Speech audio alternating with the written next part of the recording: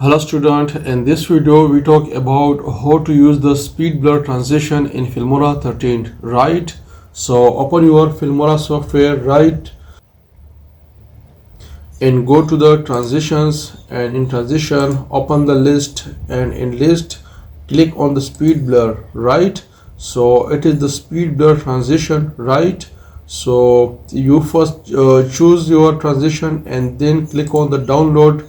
So we have download some transition, the speed blur, right? And for there I import my media, right? So I import my video clip.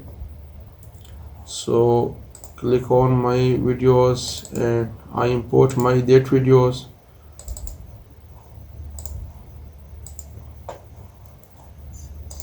So drag and drop, right, and I mute it, right? Now I want to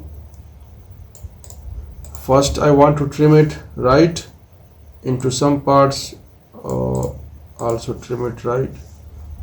Now I trim this part, one trim, second trim, and the third trim, right, and then fourth trim, and now this part deleted, right? So I want to apply the speed blur on that positions, right? So go to the transition and then the speed blur, and my transition is downloaded, right?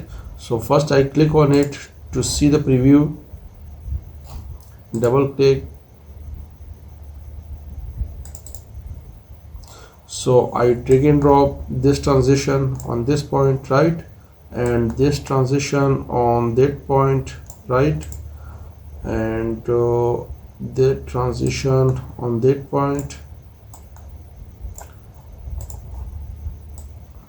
right? So I use the three transition, right? Now I play it. So see the speed blur transition in Filmora 13.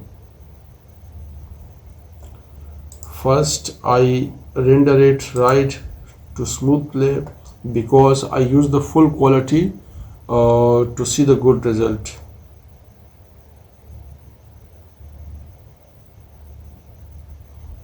Now the video is rendered. Now I play on the full screen and see the speed blur transition in Filmora 13.